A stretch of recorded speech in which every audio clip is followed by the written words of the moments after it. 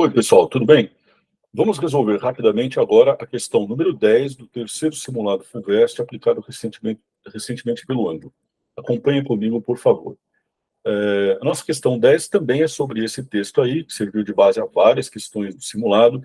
É uma crônica do Antônio Prata.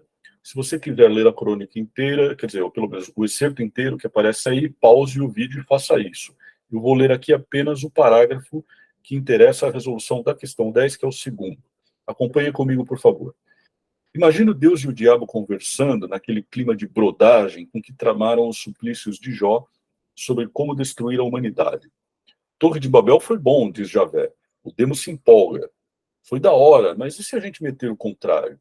Em vez de fazer com que as pessoas não se comuniquem, vamos facilitar a comunicação. Vamos deixar que as mentiras fluam como folhas na corredeira. Vamos pegar o oitavo mandamento, não levantarás falso testemunho, inverter e tacar anabolizante. Bom, gente, é fácil perceber que a gente está aí diante de uma paródia de um texto bíblico, né? Aparecem aí Deus, que é chamado pelo nome antigo dele na Bíblia hebraica, que é Javé, aparece o diabo, aparece essa personagem bíblica de Jó, né, que dá nome a um dos livros da Bíblia hebraica, aparece uma alusão ao mito da Torre de Babel, que também está no Antigo Testamento, aparece a citação de um dos mandamentos de Moisés, então tudo isso aponta para a Bíblia, né? Só que num estilo paródico, né, e com uma história completamente diferente, né? As personagens estão tratando de temas contemporâneos e tal. A questão vai trabalhar justamente com isso, né? Ele pergunta aí, a referência aos suplícios de Jó é coerente com o quê? Bom, gente, para dizer bem a verdade, ficava bem difícil resolver essa questão sem saber quem era Jó, né? Até dá para tentar, dá para avançar um pouquinho, mas sem saber ficava realmente difícil, né? O Jó, se você não se lembra, é aquela personagem do Antigo Testamento que se tornou objeto de disputa, né, entre Deus e o diabo, né? Ele era um sujeito muito rico, tinha muitas posses, muito dinheiro, muitas fazendas, né, uma família muito grande, e ao mesmo tempo era um sujeito piedoso, né, fiel a Deus, né? E aí o diabo desafia Deus e diz, olha, esse sujeito aí, ele só é piedoso e temente a Deus, né, porque tudo vai bem a ele é muito rico, a vida dele é muito feliz. Se você tirar dele todos os bens dele, ele te abandona, Deus. E aí Deus aceita a provocação do diabo e diz, tá bom, vai lá, arrebenta com ele e vamos ver o que acontece.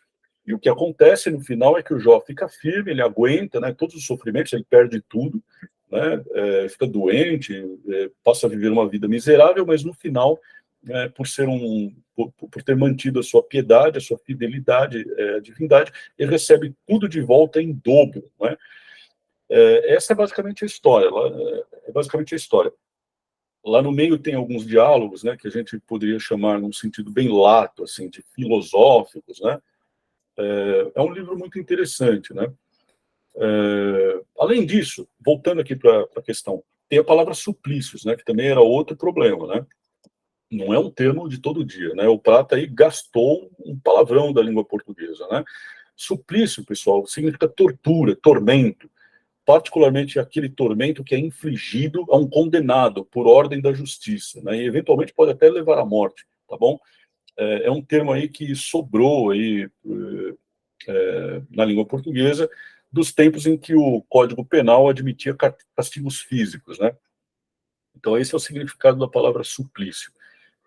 Precisava saber também, tá? Então vamos dar uma olhadinha nas questões, né? O gabarito é A, mas eu vou começar a comentar daí, tá?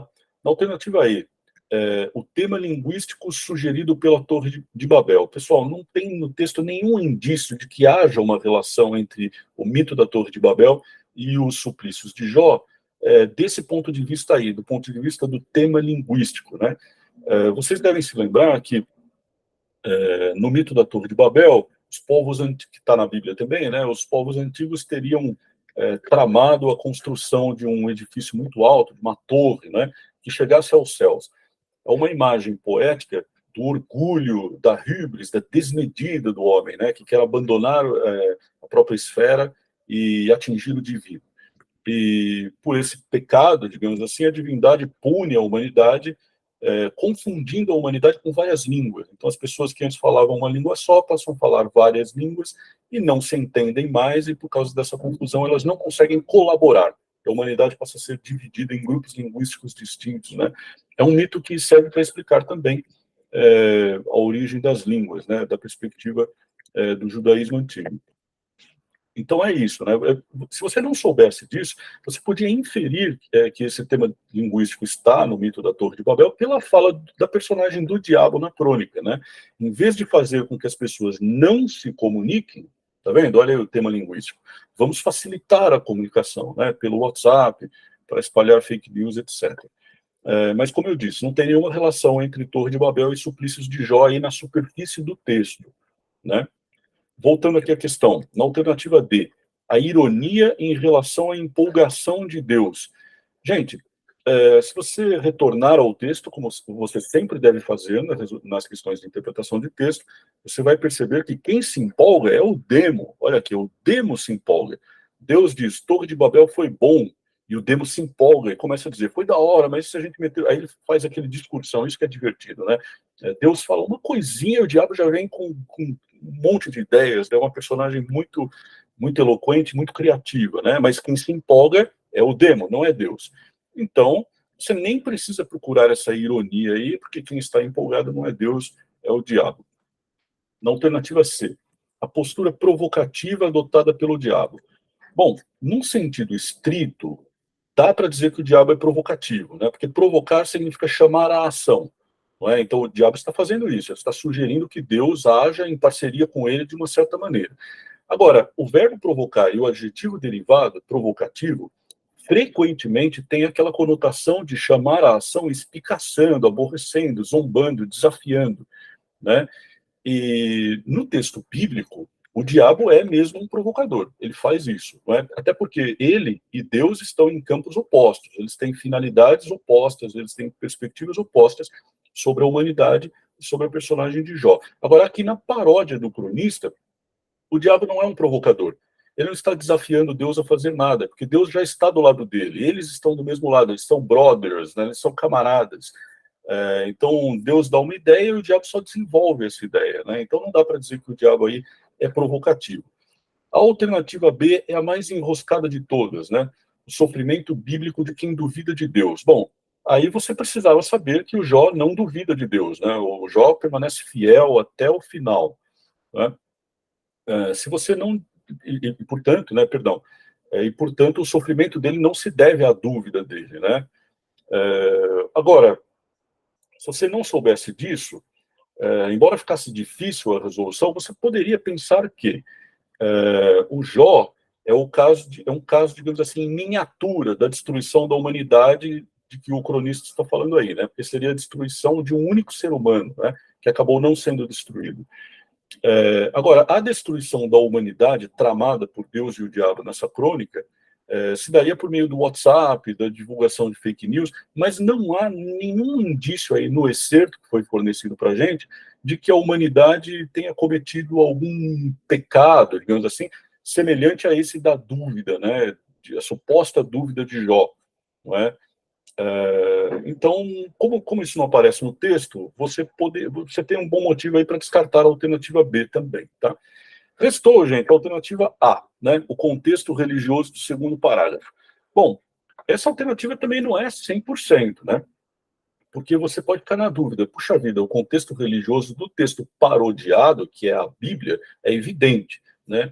Agora, na paródia, será que ainda é lícito falar em contexto religioso? Será que não acontece o contrário, né? A paródia está despindo aquele texto da sua dignidade religiosa e profanando esse texto. É exatamente isso que está fazendo, né? Mas, gente, mesmo dentro dessa profanidade, digamos assim, da paródia, ainda estão lá essas vetustas personagens da Bíblia, Deus e o diabo, ainda aparece o Jó, ainda se fala na Torre de Babel, ainda se fala do mandamento lá de Moisés. Então, daria para dizer que o contexto religioso, de certa maneira, aparece, né? Ele aparece invertido, né? Ele aparece parodiado, mas ele ainda aparece, tá? Então, essa alternativa A é a melhor aí no contexto, tá? E se você não soubesse mais nada, ela seria um bom chute, né? Seria uma boa alternativa para você arriscar. É isso aí, gente.